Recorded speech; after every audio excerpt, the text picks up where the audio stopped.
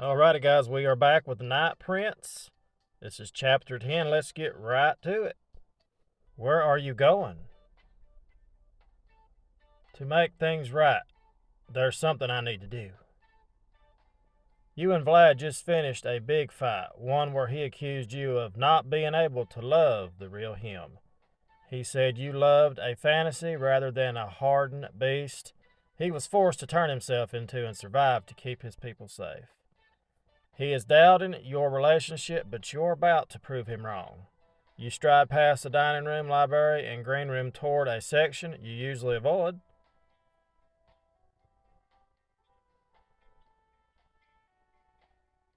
Here we are, the weapons room. Last time you were here, you kept your hands at your side, careful not to pick up any essence trails with your powers, scared of what you would see. But this time you stretch out, seeking the events that made Vlad into the man he thought you couldn't love. The first thing you touch is a long spear. That don't sound good, does it? Vlad's past. A vision shifts to you, or at least Vlad before thousands of soldiers at his command. Outnumbered or no, he would rather die than allow his lands to be conquered. The image fades and you touch the dragon emblem on his shield.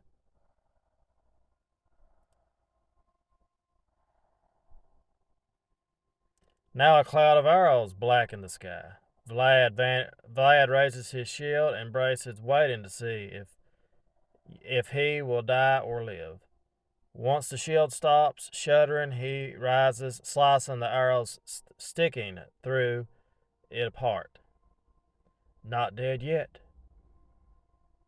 What a badass. I can't believe how close he is to dying. Tactics like this are too risky. Let's do that. He's the leader. He should be kept safe behind the army and castle walls. And yet here he is practically leading the charge. You kept touching more items, and visions came rapid fire, each one more intense than the last. You watched torture, murder, and the cold brutality that made Vlad who he is. But then you see something else, a faceless woman flickering through Vlad's memories. Who could that be? What, this is the same face distorted as the woman who killed the bomb maker, of the woman trying to kill me. Should I stay with the vision? Let's stay with it. You hone in, focusing your energy on what's going on. It comes by in flashes, only giving you a few snippets of information. Still, it's more than enough to pick up on at least a few things.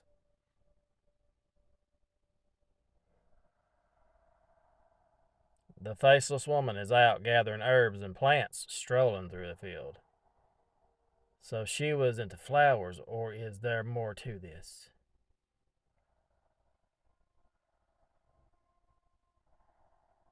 Next, you see her within a dark lab, mixing what she has into a bubbling concoction. Strike that, she was into potion making. Maybe that's how Vlad knows her. I can imagine he knows a few witches. The next vision shoots that theory down in an instant. Vlad and her locked in an embrace, kissing on one another passionately. What? This is someone Vlad slept with. It's clear from the way he looks that this is before he met you, though how far back is unclear. Still, the new revelation burns through you like fire. Someone Vlad slept with is trying to kill me.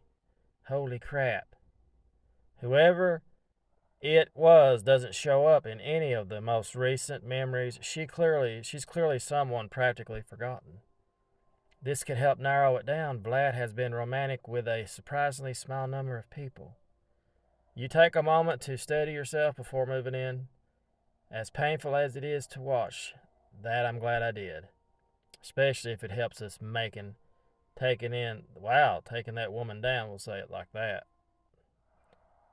All the scenes from Vlad's past kaleidoscope together to create a full image of him. Bartered by his father into hellish political imprisonment, then fighting in a war after the war to keep his country free. betrayed by his nobles, the church, and even his brother, and abandoned by the vampire who sired him, widowed by the woman who has shunned him for his deeds, and imprisoned again by Mahala.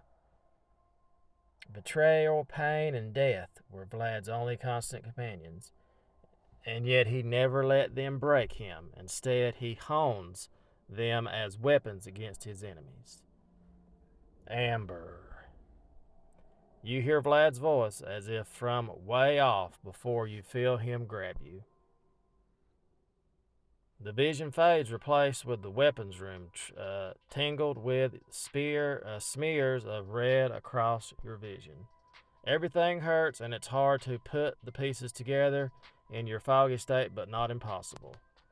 I'm hemorrhaging again. His wrist presses to your lips, thick, heavy liquid pouring down your throat. Still, you feel consciousness leaving you.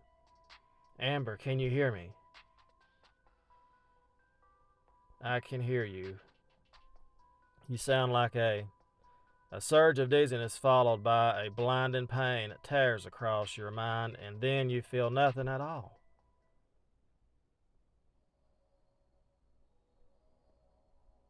You awaken in the medical room. Dad, Amber is awake. Vlad face comes into view. Are you all right?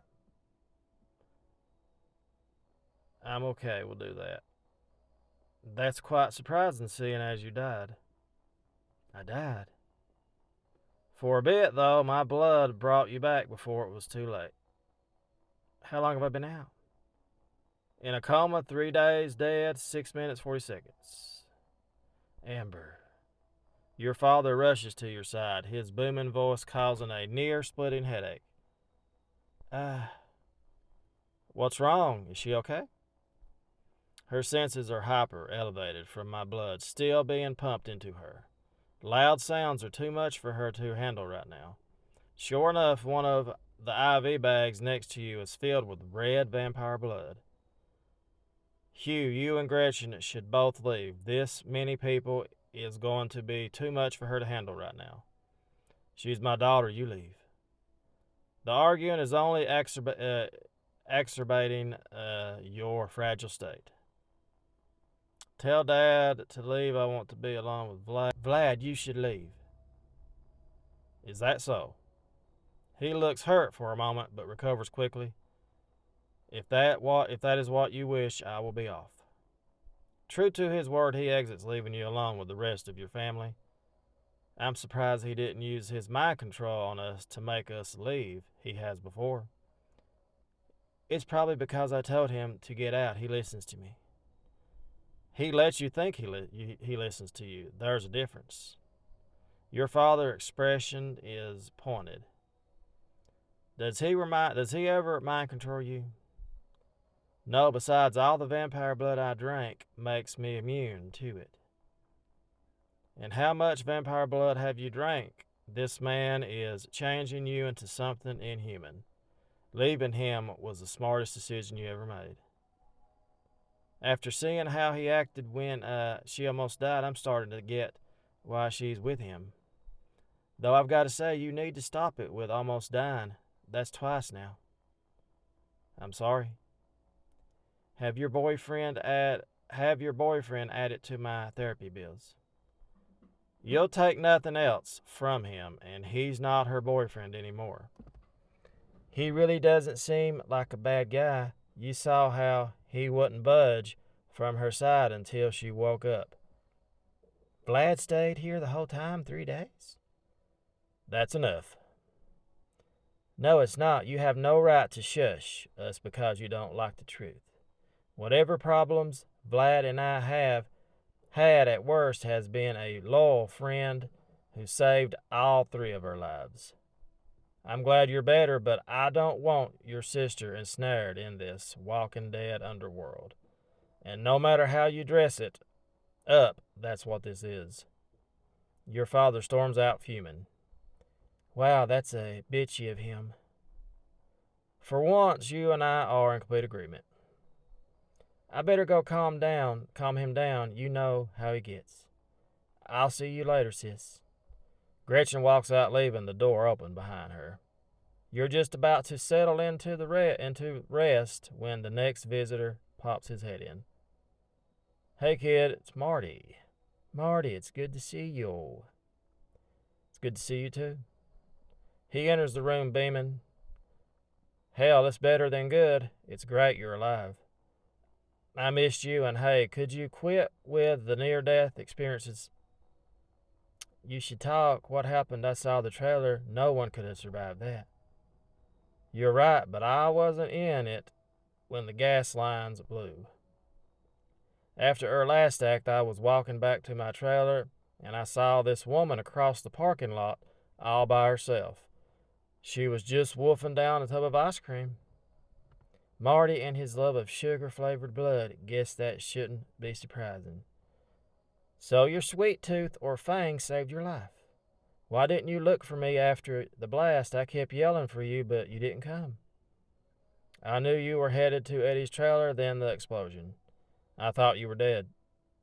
Oh, Marty. I tried to get in anyway, but the heat melted my skin before I could, so I had to fall back and recuperate. Then all the screams and the ambulances, I couldn't stay to watch them take out your body. And then you called Vlad. He didn't take the news well, made me find out where they were transporting bodies, and jumped on his jet. I told him there wouldn't be enough left of you to raise, but he wouldn't listen. Raise? Into a goal. You look the same, but every so often you need to eat the other white meat. What's a goal? Someone brought back to life by a vampire, but too long after death to be turned. They ended up in a kind of half-life, and they crave human flesh. Believe it or not, it's even more upsetting than it sounds. Please never do that to me. Let's do that. Unfortunately, I don't think that's one's up to me. But you've got to make sure you stay safe, because if you get risen too long after death, it's what will happen. And trust me when I say no force on earth will stop Vlad from bringing you back in whatever way possible. You look pale, kid. I'm gonna go let you get some rest. I slept for 3 days. You wouldn't think I'd still be tired. Get as much sleep as you need. We're just glad to have you back. You should know something, though. When your heart stopped, Vlad stuck IVs in your arteries and flooded you with his blood. Then he broke the defibrillator, shocking your heart back to life. If that didn't work, you were waking up undead, and there wasn't a thing your dad could have done to stop it. Vlad cares more than he's willing to admit. Maybe there's hope for us after all. It's a few days later before you're pronounced well enough by Vlad's live-in physician to be out and about once more. Fortunately, the vampire blood within you has you back to normal far sooner than otherwise you would be. So we're back in my bedroom finally. It's a beautiful one. The first place you go is your room, eager to change into some new clothes. However, you're shocked to find the drawers are empty. Not a single stitch of your clothing remains. What's going on? One of Vlad's servants appears at your call. Is everything all right? Why aren't my clothes here anymore? Because you're no longer staying here any longer. What? Why? Let's do that. He gives you a shrug. You'll have to ask Vlad yourself. All I was told was that you wouldn't be in this room anymore. Where's Vlad now? In his room. You brush past Jason walking up the stairs to Vlad's room.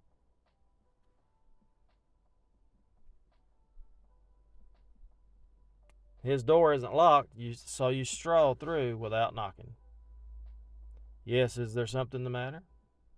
Before you say anything, hear me out. Not waiting to see if he agrees, you plow ahead. Okay, this is it, the big speech. I love the real him. I'm going to do that. I know we haven't talked about why I went through all your past visions in the weapons rooms. It's been hanging between us all this time, and I need you to know why. He perks up. You said before that I didn't love the real you, that I couldn't know who you are and what you had become, that the man you are is someone nobody could really love. But I knew I loved you and went through every damn moment of your past to prove it. I did it to prove I care about you, the real you. His expression softens. You did this because of what I said to you. He swoons in, cupping your face in his hand. His skin feels warm and rough against your skin, yet he holds you gently at the same time. Promise me you'll never put yourself at risk like that again, just to prove a point. Then you have to promise me you won't be such a stubborn ass about all this. He chuckles deep and low. I suppose I have been a bit stringent. One of your hands raises to take hold of his. But I think you still don't understand the danger I pose, the very threat of who I am. I know you, the real you, and while I may not like everything you've done, that's still not going to change. I love you, the dragon, not the imaginary knight, and I'm not letting you kick me out because I think I love you too. Uh-oh. You're right. About what? Everything. He seizes you, one hand tangling in your hair while the other splats across your back. The heat is nothing compared to his lips when he presses them to your throat. Do you know what happened the last time I loved someone?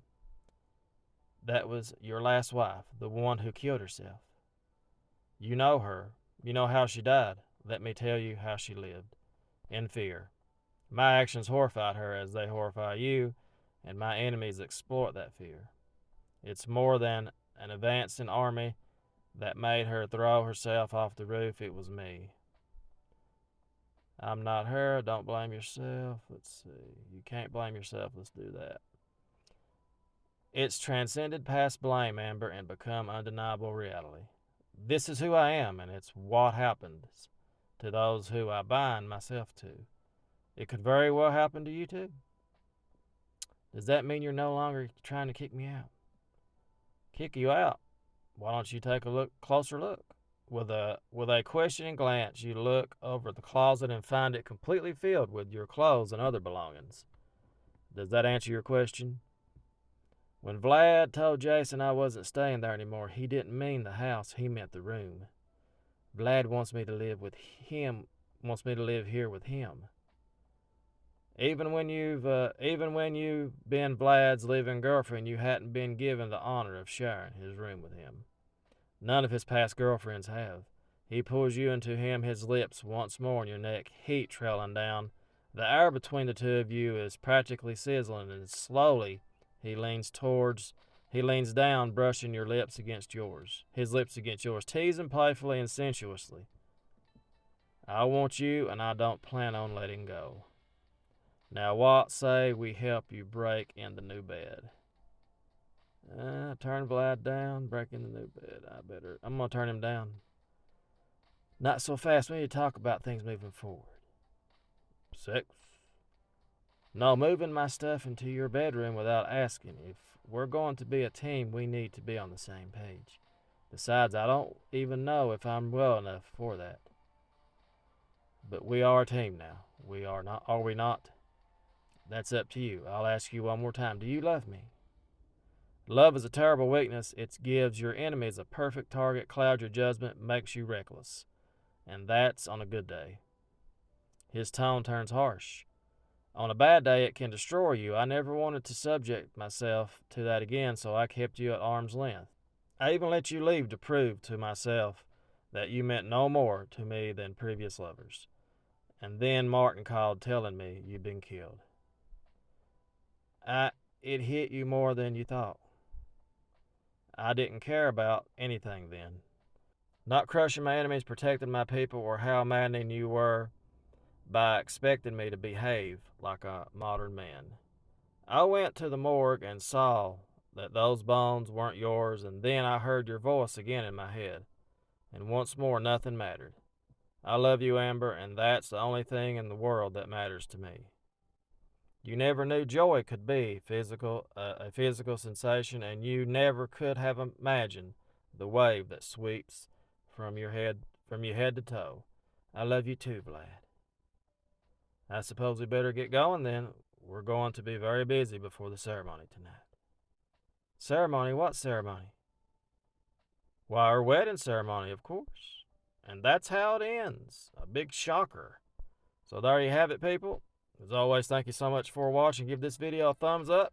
We'll see you guys next time with Chapter 11. Have a great day, and thanks for watching.